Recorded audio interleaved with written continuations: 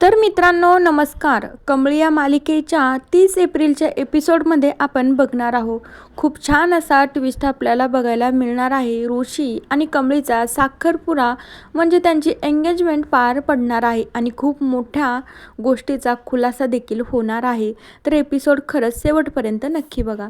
इकडे मात्र आता काय होतं, कमळी आणि निंगी असा विचार केलेला असतो त्यांनी की आपल्याला इथं राहायचं पण नाही. आता कमळीचाच हा सगळा विचार असतो की आपल्याला इथं राहायचं नाही आणि मला त्या ऋषी सरांसोबत लग्न आणि ते काय साखरपुडा वगैरे काहीच करायचं नाहीये.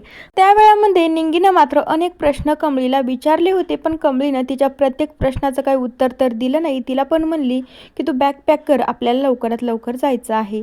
कमळी आणि निंगी जेव्हा रूमच्या बाहेर येतात, घरातून बाहेर येतात, तेवढ्यात बंड्या आवाज देतो. म्हणू लागतो, काय ग कमळे, कुठे चालली आहे तू आणि इतक्यात हार मानून पण चालली आहे का? मला तुला खूप महत्त्वाच्या व्यक्तीला तुला भेटायचं आहे. तू जर त्यांना भेटली ना तर तू हे घर सोडून कधीच जाणार नाहीस. त्यानंतर कमळी जाग्यावर थांबते. कमळी मागे फिरून पाहिल्यावर कमळीला तिची आई दिसते. सरूला बघितल्याच्या नंतर कमळीला अचानक भरून येतं. कमळी आणि सरूची एक छान अशी भेट होती. निंगीला देखील रडायला येतं. कमळी तर चक्कर रडत असते. म्हणू लागते, काय ग आई, तू इकडं कधी आली आणि तू मला का भेटली नाही? मला कळतच नाही, तू माझ्यासोबत असं का केलं? सरू मग घडलेला सगळा प्रकार कमळीला सांगते. सरू कुठं राहिली, कशी आली आणि कमळीच्या जीवावर कोण कोण उठलेला आहे हे सुद्धा सरू मात्र कमळीला सांगून देत असते. तर आता कमळीचं म्हणणं असतं, अगं आई, मला नाही करायचं ऋषी सरांसोबत लग्न, कारण की मी गावाकडून काय वचन घेऊन आले होते की मला आबाचं स्वप्न पूर्ण करायचं आहे, मला तुझं स्वप्न पूर्ण करायचं आहे आणि मग बाकी काय ते लग्नाचं वगैरे नंतर बघूया. पण आता गौरी कसं सांगणार की आबा या जगात राहिलेच नाही, तू आणि मीच आहे आता फक्त. पण आता गौरी तितक्या वेळात तर सांगत नाही. गौरी आता म्हणू लागते, म्हणजे तुला माहिती का, एका बाईला ना हे सगळं सहन करावंच लागतं. बघ ना, त्याच्यामुळे तिच्या अंगात किती शक्ती राहते, ती काय काय सहन करते. एक मुलगी असते, नवऱ्याच्या घरी जाते तेव्हा तिकडच्यांची होऊन राहते, तर एक आई होते तर मुलांची होऊन राहते.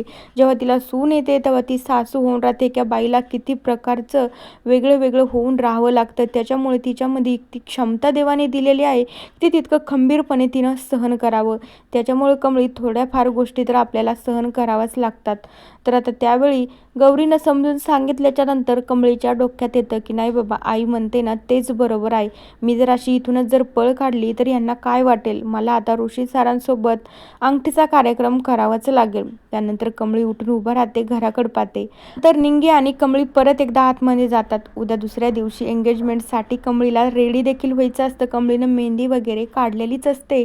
आता त्यानंतर कमळी रेडी होत असते. छान अशी कमळी ग्रीन कलरची साडी वेअर करत असते, छान असं मेकअप करते. कमळी खूप छान दिसू लागते. तर दुसरीकडे मित्रांनो, अनिकाची एवढी चिडचिड चालू राहते. तिच्या हातातून तिचा वाला ऋषी कमळी हिसकावून घेते. तिला हे सहनच होत नसतं. तिनं दारू वगैरे पण पिलेली असते.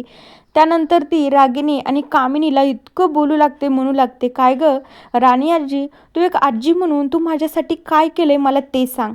बघ ना ती कमळी, त्या अन्नपूर्णा आजीने तिच्यासाठी काय काय नाही केलं. तिची तर ती नात पण नाही, तरी ती तिच्यासाठी किती करते. बघ ना तू, आपण फक्त बघतच राहूया. त्या दिवशी तिची एंगेजमेंट ठरली, काय केलं तू? काहीच नाही. आता उद्याची जी एंगेजमेंट होणार आहे तू काहीच करणार नाही, आपण फक्त हे बघत राहायचंय. अनिकाची सारखी चिडचिड चालू राहते. तर रागिनी आणि कामिनी मात्र तिची समजूत काढण्याचा प्रयत्न करत असतात. दुसरीकडे आता एंगेजमेंटसाठी ऋषीच्या घरचे नयनतारा, सायबा सगळेजण येत असतात. सगळेजण खूप खुश असतात. तर ऋषी मात्र इकडे तिकडे कमळीला शोधत असतो की कमळी कशी दिसत असेल आणि कशी नाही.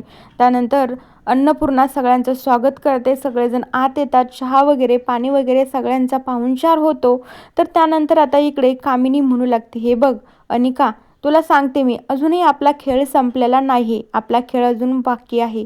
तर तेवढ्या वेळामध्ये अनिका म्हणते, तुला सांगू का राणी आजी, तुझा खेळ ना केव्हाचाच संपलाय, पण माझा अजून संपलेला नाही. तू बघ आता मी काय करते म्हणून. आता अनिकाचा नवीनच प्लॅन असतो. तर आता दुसरीकडे कमळी छान अशी रेडी झालेली असते.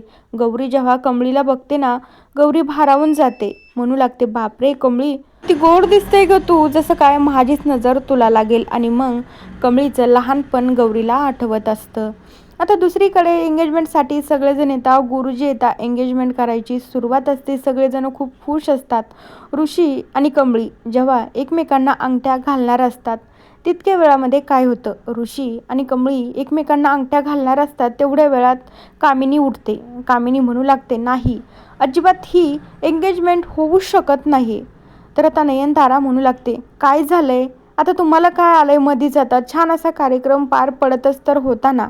तर आता तेवढ्या वेळात अन्नपूर्णा म्हणू लागते, काय गं आता तुझं काय आहे कामिनी, मध्ये मध्ये का करते तू, छान आता लेकरांचा आनंदाचा दिवस येतो, तू मध्ये विरजन कशाला टाकते.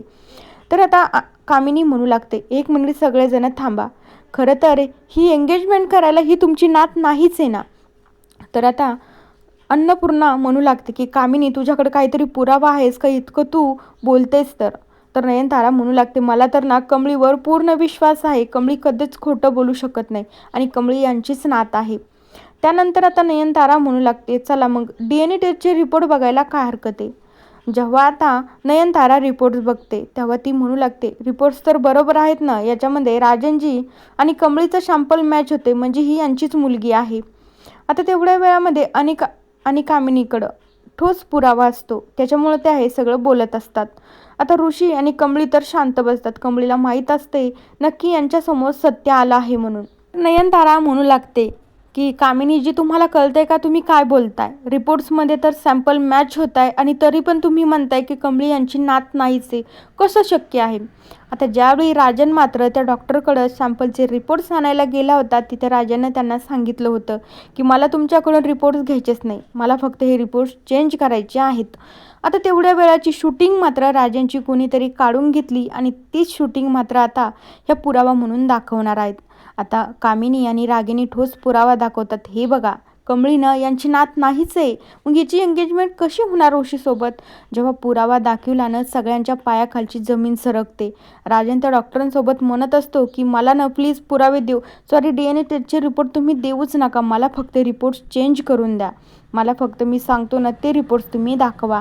तर आता राजांचं हे बोलणं ऐकल्यावर अन्नपूर्णाला तर खूप मोठा धक्का बसतो. अन्नपूर्णा कमळीला म्हणू लागते की कमळी, माझ्या डोक्यावर हात ठेवून सांग की तू माझीच नात आहेस म्हणून.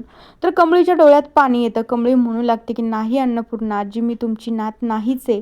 तर आता तेवढ्या वेळामध्ये कामिनी आणि अनिकाला खूप आनंद होत असतो. नयनतारा, ऋषी, बाकीचे तर सगळे एकमेकांकडे बघतच राहतात.